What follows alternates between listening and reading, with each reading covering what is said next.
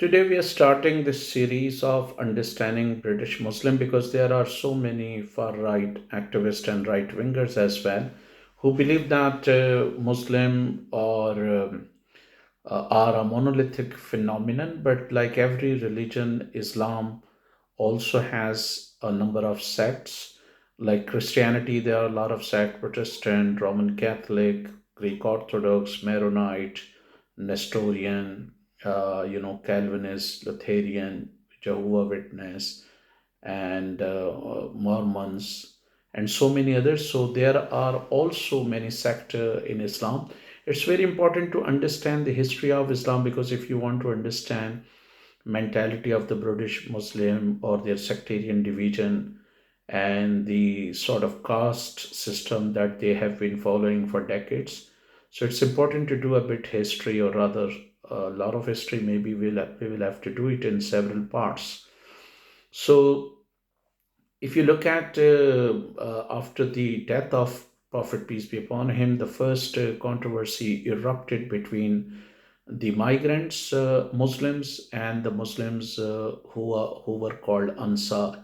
You might know that when Prophet Muhammad started his preaching, he was persecuted in Mecca. So he had very few followers at that time. So some of them went to Habsha or Ethiopia of that time. They migrated, taking the message of Islam there. And later on, when persecution increased, they were forced to migrate to Medina, where they were greeted by the people of Medina, who are known in Islamic history as Ansar. They were the people who provided shelter to migrants from Medina, extending financial help. And Muhammad, peace be upon him, had earned great honor and respect among them. So he would be arbiter, or he would be the judge in many disputes as well. So when Prophet, peace be upon him, died. So after his death, or after his demise, the first controversy erupted as to who would be his heir, with the Ansar claiming that they should be his heir because they were the ones who extended support to him, providing help when he and his people, were in trouble. And there were migrants, of course, who were adamant that somebody from them should be leading the Muslim community of that time. Finally, one of them, Abu Bakr, became the first caliph, but there was still another group which came to be known as later Shiite, or the follower Hazrat Ali. Hazrat Ali was the cousin of Prophet Muhammad, so they believed that Hazrat Ali should be heir to Muhammad because naturally he was his cousin and he was the one who was taught under his guidance as well. Hazrat Abu Bakr ruled for more than 2 years, followed by Hazrat Umar and Hazrat Usman.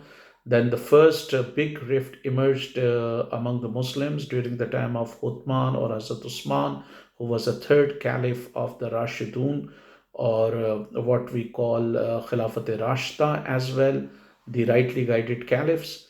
And when the third caliph ascended to the throne, it was said that again the followers Ali insisted that Ali should be heir to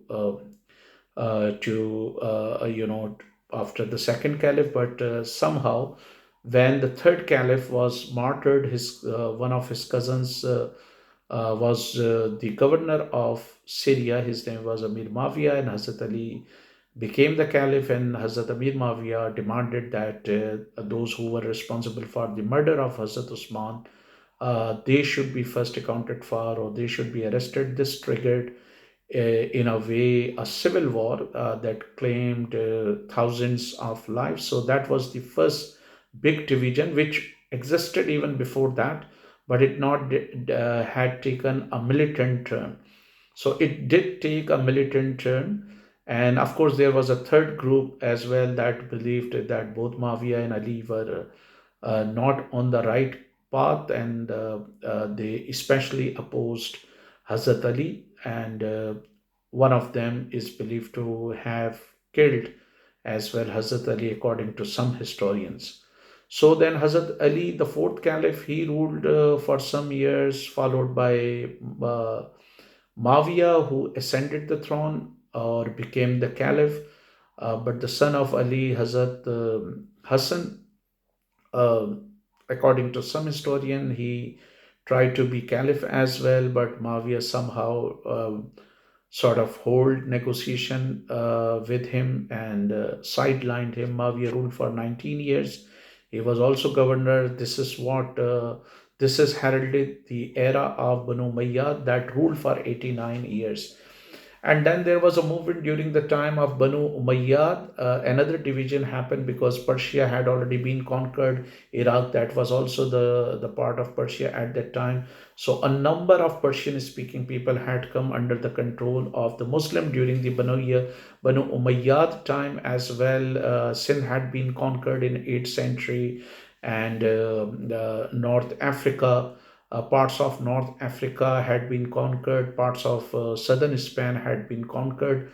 So Umayyad government was quite large in terms of spreading all the way from Gibraltar to the borders of Sindh, what is called India at that time. And uh, so there was a lot of resentment against the Umayyad, because Umayyad government was mainly led by the Arabs, and it is widely believed that they were very discriminatory towards Mawali, or the non-Arabs or the Persian-speaking people, and they used to be in garrison city. So ruling elite would be in the garrison city, and the rest of the people would be outside of that city. And according to some historian, there are claims of discrimination against the non-Arabs that paved way for the rebellion of the Persian-speaking and other people that was led by Abu Muslim Khurasani and Abu Abbas Safa. And basically, they claimed that the caliphate should be transferred into the house of the Prophet Muhammad. So one of the Prophet uncles, Hazrat Abbas, so they said that it should be in the hands of the family of Hazrat Abbas. And somehow, after 89 years, Banu Umayyad rule came to an end, and Abu Abbas as Safa and Abu Muslim Khurasani, who emerged as triumphant, or as victors. It is believed that Abu Abbas as Safa killed the family members of Banu Umayyah ruling elite, cutting them to pieces and then putting a hapri on that, and had a public feast.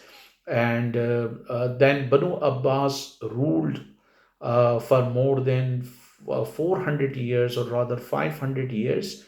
Uh, but during the time of Banu Abbas, another sect started emerging that was called Ismaili sect, and that was also a branch of Shiite. So during the time of Hazrat Usman, there were two groups: followers of Usman and follower of Ali. So those who were the followers of Ali, they were called Shiane Haidar Qarar or Shiane Ali, and those who were the followers of Hazrat Usman, they were called Shiane Hazrat Usman.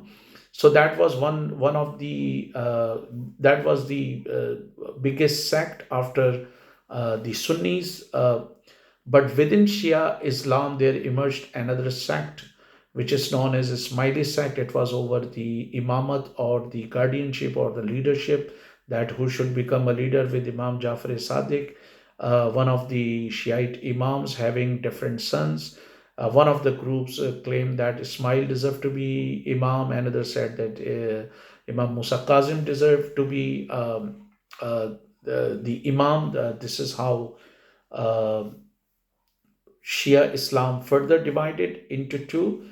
And around that time, also, there was a Zedi sect as well.